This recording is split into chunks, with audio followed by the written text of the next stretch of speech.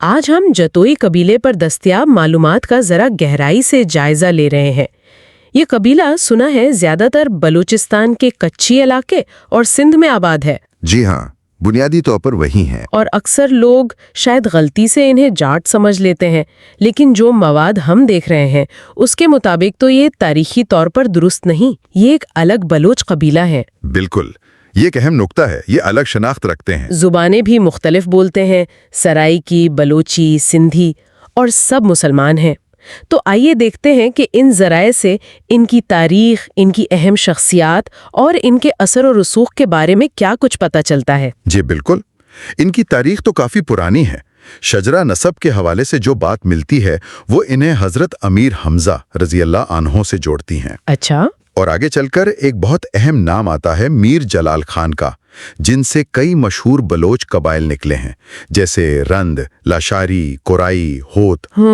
جتوئی قبیلے کا تعلق خاص طور پر میر جتن خان اور پھر ان کے بیٹے میر بجار خان جتوئی سے بتایا جاتا ہے۔ میر جلال خان کا ذکر بھی دلچسپ ہے، خاص طور پر وہ جو رندوں اور لاشاریوں کی 30 سالہ جنگ تھی، اس کے بعد صلح کروانے والی بات۔ جی، وہ ایک بڑا کارنامہ تھا ان کا۔ لیکن جتوئی قبیلے کے حوالے سے ایک اور اہم موڑ غالباً مغل بادشاہ ہمایوں کے ساتھ تعلق سے آیا ہے نا؟ جی ہاں، وہ ایک آپ کہہ سکتے ہیں فیصلہ کن وقت تھا، جب ہمایوں شیر شاہ سوری سے شکست کھا کر وہ 1540 میں ایران بھاگا تھا نا۔ ہاں، بھاگنا پڑا تھا اسے۔ تو بلوچ سرداروں نے اسے پناہ دی تھی۔ پھر جب وہ واپس آیا 1555 میں اپنا تخت دوبارہ حاصل کرنے، تو میر چاکر خان رند نے، جو اس وقت بڑے بلوچ سردار تھے، انہوں نے اپنے ایک قابل کمانڈر تھے میر بجار خان جتوئی۔ اچھا، یعنی میر بجار جتوئی میر چاکر رند کے کمانڈر تھے۔ جی، ان کی قیادت میں ایک بڑا لشکر، ایک فوج ہمایوں کی مدد کے لیے بھیجی، اور ذرائع بتاتے ہیں کہ اس مدد کا ہمایوں کی کامیابی میں بڑا ہاتھ تھا۔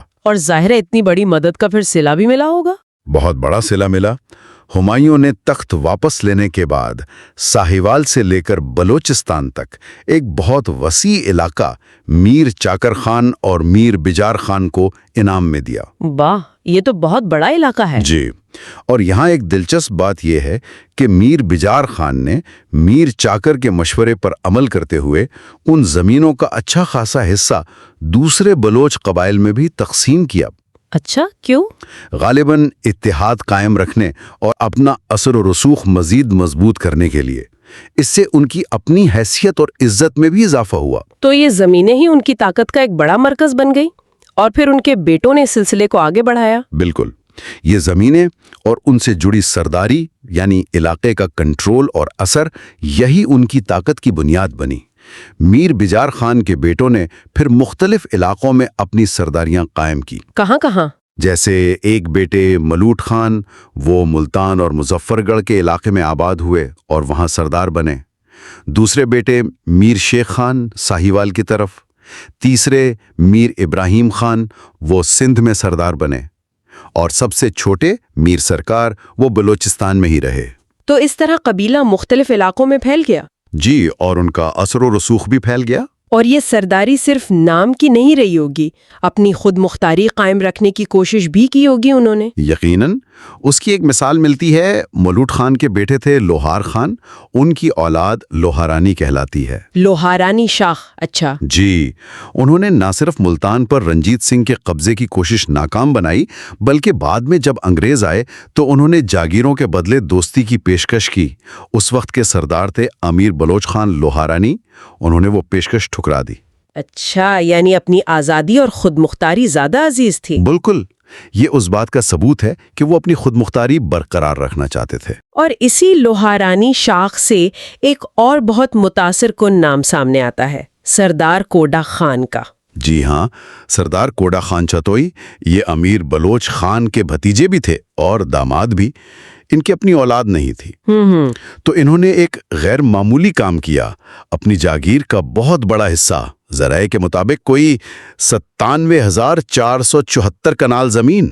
97,000 کنال؟ یہ تو بہت زیادہ ہے۔ جی، بہت وسیع رقبہ ہے۔ یہ انہوں نے فلاحی کاموں کے لیے وقف کر دیا۔ اسی وجہ سے انہیں محسن مظفر گڑھ کہا جاتا ہے۔ ان کا مزار آج بھی تحصیل جتوئی میں ہے۔ یہ تو واقعی ایک بڑی مثال ہے مخیر ہونے کی۔ جی، خاص طور پر اس دور میں اتنے بڑے پیمانے پر۔ تو آج اگر ہم دیکھیں جتوئی قبیلے کی کیا صورتحال ہے، کہاں کہاں پھیلے ہوئے ہیں یہ لوگ؟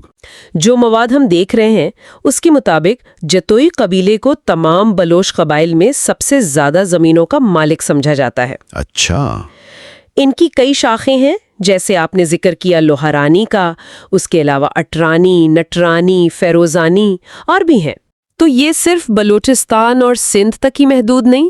نہیں، یہ ٹھٹھا، شکارپور، دادو، نواب شاہ یعنی سندھ کے علاقے، پھر ڈیرہ غازی خان، راجن پور، مظفر گڑھ یعنی پنجاب میں بھی، اور یہاں تک کہ ہندوستان، سعودی عرب اور ایران میں بھی ان کی آبادیاں ہیں۔ اچھا خاصا پھیلاؤ ہے ان کا۔ اور ان زمینوں اور اس تاریخی پس منظر کا اثر آج کی سیاست پر بھی نظر آتا ہوگا؟ بالکل نظر آتا ہے۔ یہ جو تاریخی حیثیت ہے، زمینوں پر کنٹرول ہے، یہ جدید دور میں سیاسی اثر و رسوخ میں بدل گیا۔ پاکستانی سیاست میں دیکھیں تو جتوئی قبیلے کا اہم کردار رہا ہے۔ کون سی اہم شخصیات ہیں؟ ذرائع میں سابق نگران وزیر اعظم غلام مصطفیٰ جتوئی کا نام آتا ہے، لیاقت جتوئی، سردار امین خان جتوئی، یہ سب نمایاں سیاسی نام ہیں جو اسی قبیلے سے تعلق رکھتے ہیں۔ تو خلاصہ یہ ہے کہ جتوئی قبیلے کی جڑیں بہت گہری ہیں تاریخ میں۔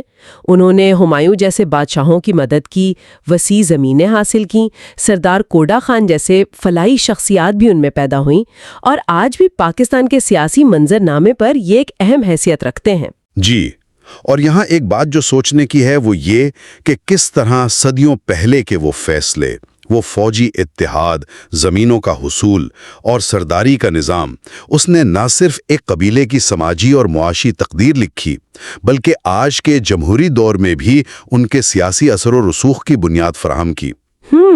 یہ واقعی ایک دلچسپ نقطہ ہے۔ یہ تاریخی تسلسل اور وراثت آج کے معاشرے میں کیا معنی رکھتی ہے، اس پر غور کیا جا سکتا ہے۔